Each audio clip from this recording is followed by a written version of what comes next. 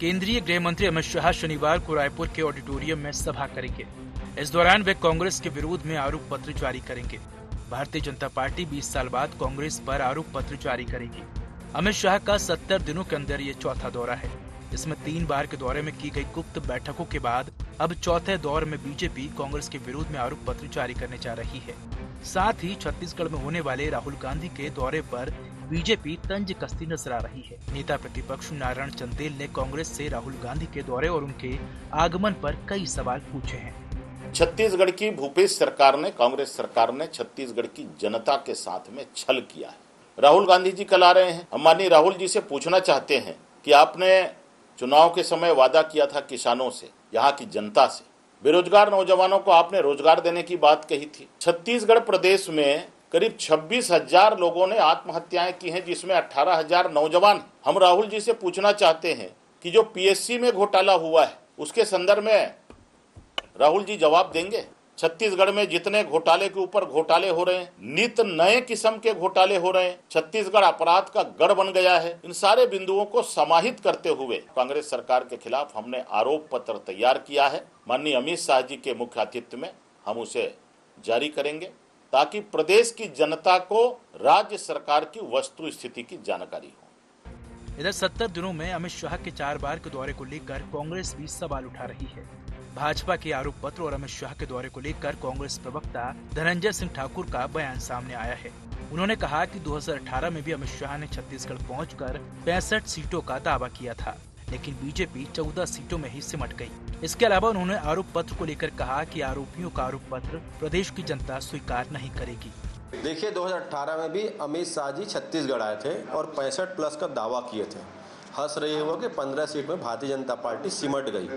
और जो भारतीय जनता पार्टी आरोप पत्र जारी कर रही है, असल मायने में तो 15 साल के रमन सरकार के दौरान जो भ्रष्टाचार हुए, कुशासन था, कमीशन खोरी था, घोटाले और गड़बड़ियाँ थी, ये आरोपी लोगों का जो आरोप पत्र है उसे प्रदेश की जनता स्वीकार नहीं करेगी। मुख्यमंत्री भूपेश बघेल जी की सरकार में छत्तीसगढ़ के बेहतरी के लिए काम हो रहा है। 1 रुपए का भी घोटाले का आरोप पारदर्शी तरीके से छत्तीसगढ़ की सरकार पर भाजपा नहीं लगा पाई है। ये सिर्फ झूठ का पुलिंदा है। और अमित शाह जी जो आरोप लगा रहे हैं उसकी अगर वो जांच भी करा ले तो मुझे लगता है कि भारतीय जनता पार्टी के आधे नेता जेल में होंगे। कुल मिलाकर अब छत्तीसगढ़ में केंद्रीय नेतृत्व, चाहे बीजेपी हो या कांग्रेस, दोनों ही लगातार सक्रिय नजर आ रहे हैं। वहीं दूसरी ओर सबसे अहम बात यह है कि भाजपा के 20 साल बाद आरोप पत्र जारी करने को लेकर कांग्रेस उन्हें आरोपियों का आरोप पत्र बता रही है। लेकिन देखने वाली बात यह होगी कि किस पार्टी का केंद्रीय नेतृत्व का दौरा किस पर भारी पड़ता है। IND 24 से ब्यूरो चीफ निधि प्रसाद की रिपोर्ट।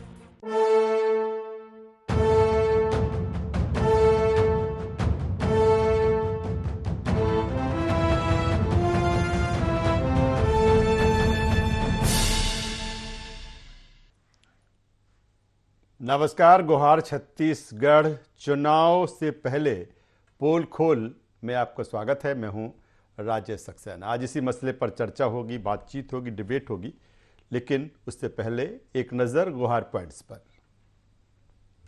2023 चुनाव के पहले आरोप पत्र और काले चिट्ठे के आखिर मायने क्या है?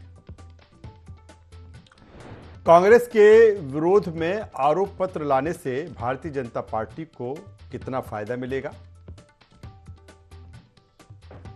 कांग्रेस के काले चिट्ठे में है कितना दम? आरोप पत्र और काले चिट्ठे का जनता पर पड़ेगा कितना असर? तो ये अहम गुहार पॉइंट्स हैं जिनके इर्द गिर्द आज की हमारी चर्चा होगी, बातचीत होगी, डिबेट होगी। जिस तरह से छत्तीसगढ़ में जो चुनावी समर है वो लगातार तेज हो रहा है, आरोप प्रत्यारोप, दावे वादे, तमाम सारी चीजें चुनावी समर में देखने को मिल रही हैं। अब पिछले 2 दिन से छत्तीसगढ़ में आरोप पत्र बनाम काला चिट्ठा की जो राजनीति है वो दिखाई दे रही है, सुनाई दे रही है। और एक लंबी सूची, एक लंबी फेहरिस्त दोनों अपने अपने तरीके से तैयार करके बैठे। अगर भारतीय जनता पार्टी ये कह रही है कि हम आरोप पत्र लेकर आ रहे हैं, तो फिर कांग्रेस भी कह रही है कि हम काला चिट्ठा खोलेंगे। जब आप 15 साल छत्तीसगढ़ में सरकार में रहे और इसी पर जो राजनीति है, जो सियासत है, वो गर्म है। वहीं दूसरी तरफ दोनों पार्टियों के दिग्गज छत्तीसगढ़ में ताल ठोकते हुए नजर आए। केंद्रीय गृह मंत्री अमित शाह छत्तीसगढ़ पहुंच रहे हैं, राहुल गांधी वो छत्तीसगढ़। तो कह सकते हैं जो छत्तीसगढ़ की जो राजनीति है, जो सियासत है, इस समय गरमाई हुई है। आज इसी पे चर्चा होगी, बातचीत होगी। चर्चा शुरू करो उससे पहले अपने मेहमानों से आपको तारुफ करा देता हूं, परिचय करा देता हूं, फिर चर्चा को, इस डिबेट को हम आगे बढ़ाएंगे। 3 मेहमान हमारे साथ इस चर्चा में हमारे साथ में हैं। गंगेश द्विवेदी जी, वरिष्ठ पत्रकार, राजनीतिक विश्लेषक, स्वागत है गंगेश जी आपका। हमारे साथ में हैं रूपेश दुबे जी, प्रदेश प्रवक्ता छत्तीसगढ़ कांग्रेस। रूपेश जी आपका स्वागत है। और सुनील चौधरी साहब हैं, प्रदेश प्रवक्ता भारतीय जनता पार्टी छत्तीसगढ़। सुनील जी मैं आपका भी स्वागत करता हूं। सबसे पहले, इससे पहले कि मैं राजनीतिक मेहमानों के पास आऊं, उससे पहले मैं गंगेश जी से समझना चाहूँगा इस समय की जो राजनीति और जो सियासत छत्तीसगढ़ में गरमाई हुई है। और जाहिर सी बात है, चूँकि जब चुनावी साल है, चुनावी समय है, समर है, तो ये चीज़ें तो होगी ही। गंगेश जी, जिस तरह से इस समय अगर उस पॉइंट पर आए कि आरोप पत्र और वर्सेस काला चिट्ठा। काला चिट्ठा वो जब बीजेपी की सरकार 15 सालों पर यहाँ रही और ये कह रहे हैं कि 4.5 साल में जो काम हुए हैं, नहीं हुए हैं, वो आरोप में किस रूप में देखें इसको, क्योंकि तमाम सारे हथियार, तमाम सारे आरोप प्रत्यारोप इस चुनावी समर में हैं, इसको किस रूप में लिया जाए? निश्चित तौर पर दोनों ही पार्टियों के लिए ये करो या मरो वाली स्थिति है जी। भाजपा के लिए तो प्रतिष्ठा का विषय, इसलिए कि पिछली बार जो खराब प्रदर्शन भाजपा का रहा, मुझे लगता है उससे ज्यादा खराब नहीं होगा। भाजपा की अब सीट बढ़ेंगी, यानी उनके प्रदर्शन सुधरने का समय है। लेकिन चूंकि 15 साल तक भाजपा शासन की है, अब वो चाहेगी कि इस बार वो शासन में वापस लौटे प्रदेश में, तो वो इसीलिए पूरी ताकत लगा रहे हैं कि कांग्रेस ने पिछले 4.5 साल में जो काम किए और जो काम नहीं किए, खास तौर पे, और भ्रष्टाचार के तमाम मामले हैं, ईडी के जो छापे पड़े हैं वो सारे मामले हैं, इन तमाम चीजों को लेकर आरोप पत्र की घोषणा करने की तैयारी है। और एक तरह से चौतरफा घेरने की तैयारी चल रही है एक्चुअली, कांग्रेस को हर तरफ से घेर के और चुनावी समर में विजय प्राप्त की जाए, इसकी तैयारी भाजपा कर रही है।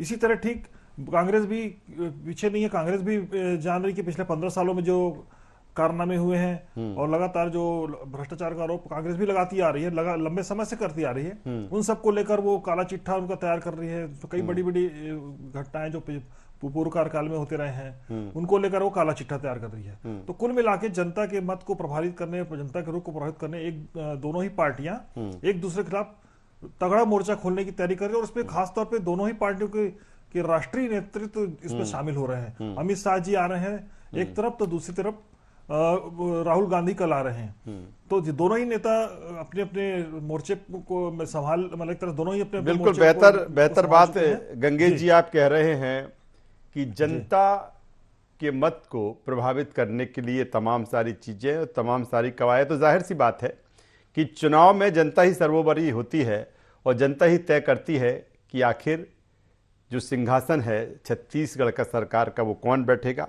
मैं सीधे रूपेश दुबे जी के पास में आता हूं। रूपेश दुबे साहब, जिस तरह से भारतीय जनता पार्टी आरोप पत्र लेकर आ रही है और जैसे ही उन्होंने आरोप पत्र लाने की बात की, आपने बात काला चिट्ठा खोलने की बात की है। सवाल यहाँ इस बात को लेकर है कि जो काला चिट्ठा था वो आप पहले भी खोल सकते थे। उन्होंने कहा कि हम आरोप पत्र लेकर आ रहे हैं, फिर आप काला चिट्ठा खोलने लगे। शुरुआत हो चुकी है इसकी। राजेश जी नमस्कार जी। भाजपा के काले चिट्ठे को, काले कारनामे को, 15 वर्षीय कुशासन को छत्तीसगढ़ की जनता ने झेला है और उसी की परिणति आज भाजपा सत्ता से बेदखल होकर के 13 के आंकड़ों में सिमटी हुई है। सबसे महत्वपूर्ण बात यह है कि कांग्रेस की सरकार जो छत्तीसगढ़ में भूपेश बघेल जी के नेतृत्व में 2018 से काम कर रही है, ग्रामीण अर्थव्यवस्था को मजबूत करने, किसानों के लिए, युवाओं के लिए, महिलाओं के लिए जिस प्रकार से कार्य योजना बना करके धरातल पर लागू करी है, और भाजपा सिर्फ और सिर्फ कपोल कल्पित कल्पना के आधार पर आरोप लगाने की बात करती है। भाजपा का कोई भी नेता, भाजपा का कोई भी कार्यकर्ता कांग्रेस सरकार के खिलाफ किसी भी सक्षम फोरम में ना तो शिकायत की है और ना ही कोई दस्तावेजी प्रमाण दिए हैं। मात्र ईडी और आईटी के आधार पर राजनीति कर रहे हैं। और आरोप पत्र, यदि आप शिकायत किए हैं और शिकायत पे कोई कार्रवाई हुई है तो आरोप पत्र बना सकते हैं, लेकिन आपने कोई शिकायत ही नहीं की है। मात्र अपने नेता को जो आप लोगों पे विश्वास नहीं करते हैं उनको खुश करने के लिए कार्य कर रहे हैं। लेकिन कांग्रेस ने तथ्यात्मक आंकड़ों के सहित आर्थिक, सामाजिक और शिक्षा, परीक्षा पर सभी प्रकार, जिस प्रकार भाजपा ने भ्रष्टाचार के काले कारनामे गढ़े हैं, उनकी लंबी फेहरिस्त लेकिन रूपेश जी, यहाँ एक बात है, हमें बिल्कुल जो बात आप कह रहे हैं, कुछ तो खामियां रही होंगी, तभी तो 2018 में भारतीय जनता पार्टी को अलग कर कांग्रेस ने वहां पर सरकार बनाई। तो ये तो खामियां रही, तभी तो आपको मौका मिला वहां पर सरकार चलाने का। राजेश जी, भाजपा के कुशासन के कारण हमें सरकार में आने का मौका मिला और हम सत्ता का सुख नहीं भोग रहे हैं। हम आम जनता को सुखी होने के लिए योजनाएं लागू की हैं। सबसे पहले देखिए, हमारे नेता जब आते हैं तो उनको, आम जनता को, छत्तीसगढ़ की जनता को सौगात मिलती है। राहुल गांधी जी 2018 में आए थे तो उन्होंने किसानों का कर्जा माफ करने की घोषणा की थी और कांग्रेस सरकार बनने के बाद 2 घंटे के अंदर माननीय लेकिन वो तो कह रहे हैं कि किसानों का कर्जा माफी नहीं हुआ। राजेश जी, कांग्रेस सरकार ने जो बातें कही हैं, अब इनको तो ये भी नहीं पता है कि कांग्रेस ने गंगा जल का कसम किस मुद्दे को लेकर खाए थे। ये आज तक डफली बजा रहे हैं, शराब के मुद्दे पे गंगा जल लेकर कसम खाई है। तो भाजपा की कथनी और करनी में तमाम तरह के अंतर हैं। चलिए रुपेश जी, आता हूं सीधे सुनील चौधरी साहब का भी मैं पक्ष ले लेता हूं। सुनील चौधरी साहब वो कह रहे हैं, वो आपका काला चिट्ठा खोल रहे हैं, वो कह रहे हैं कि किस तरह की जो चीजें हुई और आपको सत्ता से बेदखल वहां की जनता ने किया। जवाब दे दीजिए। जी, जोहार छत्तीसगढ़। देखिए, दारू बेचा, चावल बेचा, बेच रहे हैं प्रदेश, सब कुछ तो लूट लिया और बचा क्या शेष। छत्तीसगढ़ की ये स्थिति है। ये बड़ी बड़ी बात कर रहे हैं। मैं इनसे पूछना चाहता हूँ, बड़ा काला चिट्ठा लेकर के आप आ गए, तो आप अपनी प्रभारी जी को बताएंगे कि 15 साल यदि काला चिट्ठा आप अभी जारी कर रहे हैं तो उसमें इस 4.25 साल में कार्रवाई क्यों नहीं किए? आपने दम नहीं था क्या कार्रवाई करने का? यदि दम था तो कार्रवाई करके दिखाते। और ये विपक्षी मानसिकता जो आपके अंदर में आ गई है ना, बस 3 महीने बाद आपको विपक्ष की भूमिका निभानी है छत्तीसगढ़ में। बहुत अच्छा है कि आपने अपनी भूमिका को अभी से चयनित कर लिया है। माननीय अमित शाह जी आ रहे हैं, इनके मन में भय उत्पन्न होता है। क्यों? क्योंकि वो आ रहे हैं भ्रष्टाचार की पोल खोलने, वो आ रहे हैं इनके काले कारनामों को उजागर करने के लिए। देखिए, छत्तीसगढ़ विकास का गढ़ होता था। छत्तीसगढ़ जो था एक समृद्धशाली छत्तीसगढ़ बनता जा रहा था, लेकिन जैसे ही कांग्रेस की सरकार यहाँ छत्तीसगढ़ में आती है, छत्तीसगढ़ बन जाता है भ्रष्टाचार का गढ़। जो छत्तीसगढ़ समृद्धि को प्राप्त कर रहा था, उसको पीछे ढकेलने का यदि कोई काम किया है तो ये वर्तमान की भूपेश बघेल जी के नेतृत्व में चलने वाली कांग्रेस की सरकार ने काम किया है। ये सरकार घोटालेबाजों की सरकार बन गई है। इस सरकार में आप देखेंगे अपराध का ग्राफ लगातार बढ़ रहा है। कल आपने भी देखा कि किस प्रकार से सरेआम चाकूबाजी की गई है। सीसीटीवी फुटेज दिखाई दिया, सरेआम चाकूबाजी हो रही है, हत्याएं हो रही है, लूट हो रही है, बलात्कार हो रहे हैं। शराब mafia, land mafia, sand mafia, कैसे कैसे माफिया आ गए। अब तो यहाँ के बच्चों को आप सट्टा खेलना भी सिखा दिए। करोड़ों रुपए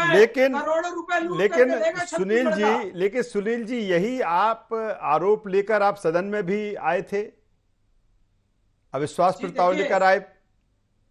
बिल्कुल, हमने सदन में भी 109 बिंदु पर अपने आरोप लेकर के विश्वास प्रस्ताव लेकर के आया था, लेकिन वहां पर इनका जो कहिए कि उनका जो बल है, संख्या बल है, उस आधार पर भले आवाज को दबाने की कोशिश करें, पर वो आवाज छत्तीसगढ़ की जनता की आवाज है, छत्तीसगढ़ के शोषित वंचित। लेकिन अमित जी बता रहे हैं कि 70 से 71 बिंदु सामने रखेंगे आरोप पत्र के। क्या क्यों कम हो गए? 109 से 70-71 पर आ गए।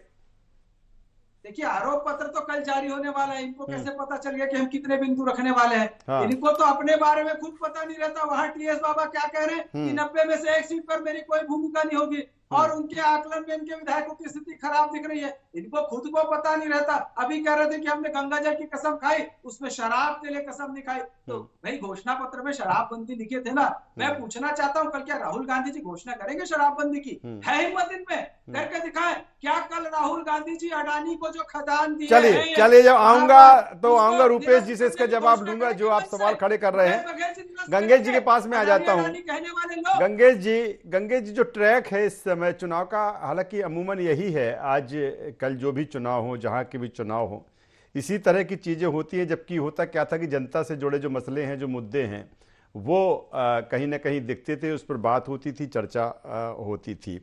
इस बार का जो चुनाव है छत्तीसगढ़ का, आपने तमाम सारे इलेक्शन वहाँ पर देखे हैं, कवर किए हैं, क्या जो तासीर है कुछ अलग है अन्य चुनाव की? क्योंकि अगर दोनों स्थानीय जो संगठन है या स्थानीय जो नेता हैं, लेकिन देखा जा रहा लंबे समय से जो केंद्रीय नेतृत्व है, चाहे वो कांग्रेस का हो चाहे भारतीय जनता पार्टी का हो, वो छत्तीसगढ़ को कवर कर रहा है। कुछ तासीर अलग है सर इस बार? इस बार देखिए तासीर एक्चुअली सोचा जाए तो जो जनता से जुड़े मुद्दे हैं वो ना होकर के भ्रष्टाचार वाले मुद्दे तेजी से दोनों पार्टियां एक दूसरे के खिलाफ लाने का प्रयास कर रही हैं। उसी का परिणाम है कि काला चिट्ठा और आरोप पत्र। जबकि कई सारे ऐसे मसले हैं, खासतौर पे विकास का मसला है और आम जनता की समस्याओं का मसला है, जिसको जाकर ग्राउंड लेवल पे, हालांकि भाजपा इसमें जो अपना घोषणा पत्र तैयार कर रही, भाजपा इस बार ग्राउंड में उतरी है। पिछली बार कांग्रेस ग्राउंड में उतरकर अपना घोषणा पत्र तैयार की थी और बस काफी कुछ वादा उन्होंने पूरा किया और एक तरह से कहना चाहिए कि ग्रामीण अर्थव्यवस्था के हिसाब से उन्होंने काफी अच्छा काम भी किया है, लेकिन विकास उस हिसाब से नहीं हुआ। दूसरी बात, अरविंद केजरीवाल जी की भी पूरी नजर है यहाँ। अरविंद केजरीवाल हाल ही में लौटे हुए हैं, 2-3 दिन पहले वो भी आए थे। उन्होंने भी 10 वादे करके, वो भी 10 अपने वादे करके गए यहाँ से। इसके अलावा बहुजन समाज पार्टी भी सक्रिय हो गई, उन्होंने भी अपनी 9 सीट में मतलब सबसे पहले उन्होंने ही घोषित किया। तो इस तरह से जो थर्ड फ्रंट है वो भी अपनी तैयारी कर रहा है। और एक बड़ा परिवर्तन यहाँ एक और दिख रहा है कि जो सर्व आदिवासी समाज का एक संगठन है, जो अपना अरविंद नेता पुराने कांग्रेसी नेता रहे हैं, केंद्रीय मंत्री रह चुके हैं इंदिरा गांधी के समय, उन्होंने अपना एक थर्ड फ्रंट बना के रखा है। उसमें करीब 50 सीटें उन्होंने भी चुनाव लड़ने की घोषणा कर दी है। उनके भी कैंडिडेट के सिलेक्शन शुरू हो गए। तो इस बार जो है निश्चित तौर पर मुकाबला तो हमेशा छत्तीसगढ़ अभी तक कांग्रेस और भाजपा रहता है, लेकिन थर्ड फ्रंट भी इस बार बहुत सक्रिय है और तेजी से वर्किंग कर रहा है। सर बिल्कुल, काफी अहम बात गंगेश जी, काफी आप अहम बात आपने कही है कि अगर छत्तीसगढ़ में चुनावी जो मुकाबला रहा है वो भारतीय जनता पार्टी और कांग्रेस के बीच ही होता आया है, लेकिन जो दल वहां पर ताल ठोक रहे हैं, कितना असर इस चुनाव में, और क्या लगता है कि किसको यहाँ पे जो गुणा गणित होता है, किसको आप इसको नफा नुकसान के रूप में देखते हैं? देखिए, मुझे खासतौर पे अरविंद केजरीवाल जी के सक्रिय होने के बाद मुझे लगता है कि काफी परसेंटेज ऑफ वोट आपकी तरफ मूव होगा, क्योंकि पिछले बार भी करीब 3% वोट उनको आया था, जबकि अरविंद केजरीवाल आए ही नहीं थे चुनाव प्रचार में। उसके बावजूद अच्छी, भले ही उनके कोई मतलब विधायक जीत के नहीं आए, लेकिन परसेंटेज ऑफ वोट उनको अच्छा पड़ा था। इसके अलावा जो बसपा है, बसपा के 2 विधायक ऑलरेडी एग्जिस्टिंग है, वो चुनाव में उतर रहे हैं मैदान में, और उनके अलावा और 7 लोगों का उन्होंने घोषणा कर दिया है। और कुछ और सीटों पे हो सकता है कि बसपा और आप गठबंधन भी कर लें, क्योंकि दोनों ही अलग अलग मोर्चे पे तैयारी कर रहे हैं। इसके अलावा जो बड़ा वोट प्रभावित करने वाला जो मुझे लगता है फैक्टर काम करेगा, सर्व आदिवासी समाज जो अपनी टीम उतारने की तैयारी कर रहा है। खासतौर पे हमने भानुप्रतापपुर के उपचुनाव में देखा है कि बिना तैयारी के वहां पे जब कैंडिडेट खड़ा किया गया तो उनका जो भाजपा कांग्रेस की जीत के अंतर से अधिक वोट जो है उनके कैंडिडेट को मिला था। एक पूर्व आईएएस अधिकारी हैं, आईपीएस अधिकारी हैं, उनको उतारा गया। चलिए गंगेश जी, आऊंगा दोबारा आपके पास में आता हूं, मैं रूपेश जी के पास में आता हूं। रूपेश जी, 2 चीजें हैं कि भारतीय जनता पार्टी लंबे समय से आप पर भ्रष्टाचार के आरोप लगा रही है, अब आप भी उसी का जवाब उसी अंदाज में आप दे रहे हैं, जबकि जब बात होती है तो आप डेवलपमेंट की बात करते हैं कि सरकार ने इन 4.5 सालों में ये किया। क्या कांग्रेस भारतीय जनता पार्टी की इस तरह की जो चीजें हैं उसमें उलझ रही है, और जो चीजें आपको बताना चाहिए वो नहीं बता पा रहे? उन्होंने कहा भ्रष्टाचार, तो फिर आप भ्रष्टाचार का काला चिट्ठा खोल रहे हैं। राजेश जी, भाजपा का चाल चरित्र चेहरा सिर्फ कोरी कल्पना और अफवाह फैलाने का रहा है, ये पूरा भारत देश जानता है। देखिए, इनके केंद्रीय मंत्री, इनके प्रधानमंत्री और इनके गृह मंत्री, यद्यपि वो पूरे देश के हैं, हमारे भी हैं, प्रधानमंत्री तो पूरे देश के, जी जी पूरे, इसमें वही उसी में आ रहा हूँ, गृह मंत्री जी भी हमारे हैं। लेकिन आने के बाद उनके द्वारा छत्तीसगढ़ को कोई सौगात ना देना, केंद्रीय मंत्री छत्तीसगढ़ में आते हैं, कोई केंद्रीय योजनाएं की सौगात ना देना, और तो और सिर्फ धार्मिक उन्माद फैला करके, और यहां तक कि छत्तीसगढ़ के नेताओं ने प्रधानमंत्री नरेंद्र मोदी से भी झूठ बुलवा दिया, और सौगात के नाम पर आर्थिक भार देने का काम भाजपा करती रही है। वही कांग्रेस के नेता राहुल गांधी जी आए, राजीव गांधी किसान मजदूर न्याय योजना में छत्तीसगढ़ सरकार ने, भूपेश बघेल जी ने 6,000 रुपए देने की बात करी, राहुल गांधी जी ने मन से कहा 6,000 रुपए बहुत कम है, आप उसको बढ़ाइए। उसी मंच से माननीय मुख्यमंत्री भूपेश बघेल जी ने राहुल गांधी जी की भावना को रखते हुए 7,000 रुपए प्रदान करने की घोषणा की, जो आज राजीव गांधी खेती है मजदूर किसान। चलिए, वक्त कम है, मैं चाहता हूं सुनील चौधरी साहब का भी वर्जन आ जाए। सुनील चौधरी साहब, कि कांग्रेस की स्थिति कितनी खराब हो गई मानसिक रूप से मुख्य प्रवक्ताओं की बातों से समझ में आता है। भारतीय जनता पार्टी स्पष्ट रूप से चल रही है कि हम अपनी केंद्र सरकार की जो योजनाएं हैं उसके भरोसे पर आकर के, और 15 साल हमने जो सुशासन किया छत्तीसगढ़ में, जो जनता की सेवा की है, उसके आधार पर हम चुनाव के बीच में है। और ये साढ़े 4 साल, पौने 5 साल में इन्होंने जो लूटा है छत्तीसगढ़ को, ये लबरा लुटेरों की जो सरकार चली है छत्तीसगढ़ में, हम इसको लेकर के जनता के बीच में जा रहे हैं। ये कहते हैं कि केंद्रीय नेता आते सौगात नहीं देते। अरे रेलवे स्टेशन के लिए सौगात किसने दिया? रेल के लिए किसने सोचा? पिछली बार मोदी जी आए थे तो मुख्यमंत्री जी जाकर के मंच पर उनके साथ मंच साझा करके बड़ी बड़ी तारीफों की बात कर रहे थे। गडकरी जी तो बोल करके गए कि लाखों करोड़ की योजनाएं बनाई है, पैसे की कोई कमी नहीं, हम देने के लिए तैयार है। और 3-3.25 लाख करोड़ रुपया मोदी जी की सरकार ने दिया है। इनकी सरकार को 84,000 और जिस प्रकार से किसानों के लिए छत्तीसगढ़ की सरकार काम कर रही है, आप लोगों को 6,000 रुपए दिया जा रहा है, प्रतिदिन 17 रुपए की दर से आप लोग किसानों का श्रम का मूल्यांकन कर रहे हैं। मात्र 17 रुपया। हमारे यहाँ तो गोबर बेच करके 20 रुपए प्रतिदिन कमा लेते हैं। इनके मुख्यमंत्री रहेंगे ना मंत्री रहेंगे, इतना लड़ रहे हैं आपस में। देखेंगे इनके क्षेत्रीय क्षेत्रों में तो जूता बाजार की स्थिति है, उधर एक दूसरे से गाली गलौज हो रही है, इनके विधायकों को भगाया जा रहा है, एक दूसरे के कपड़े, अपने विधायकों को, अपने नेताओं को देखो, अन्य प्रांत के नेताओं के भरोसे राजनीति करने वाले भाजपा किस मुंह से अपने संगठन की बात करती है। छत्तीसगढ़ का माहौल, चलिए, तो गंगेश जी से जिस तरह से मैंने सबसे पहले तासीर की बात की थी, आप समझ सकते हैं कि छत्तीसगढ़ में इस समय चुनाव की तासीर क्या है, और किस तरह से जो चुनाव होने वाला है, जो 2023 का ये जंग किस तरह से छिड़ी हुई है। अपने अपने तरीके से दोनों तैयारियों में हैं, आरोप प्रत्यारोप भी हैं, और दूसरी तरफ आरोप पत्र बनाम काला चिट्ठा। देखना होगा कि इन सब के बीच छत्तीसगढ़ की जनता को किसकी कौन सी चीज़ पसंद आती है, ये तो वक्त ही बताएगा। तीनों मेहमानों का मैं धन्यवाद करूंगा, शुक्रिया करूंगा। तो कुल मिलाकर जिस तरह से छत्तीसगढ़ की जो चुनावी लड़ाई है वो धीरे धीरे और तेज़ होती हुई नज़र आ रही है, और आप देख सकते हैं बयानों में भी, आप देख सकते हैं चर्चा में भी, आप देख सकते हैं ये गर्माहट, और किस तरह से चुनावी जो आरोप प्रत्यारोप हैं या जिस तरह से एग्रेशन है, ये चीज़ें बताती हैं कि इस बार छत्तीसगढ़ का जो चुनाव है वो किस तरह का होने वाला है। गोहार छत्तीसगढ़ में बस इतना ही। IND 24 पर खबरों का सिलसिला लगातार जारी है, बने रहिए हमारे साथ। नमस्कार।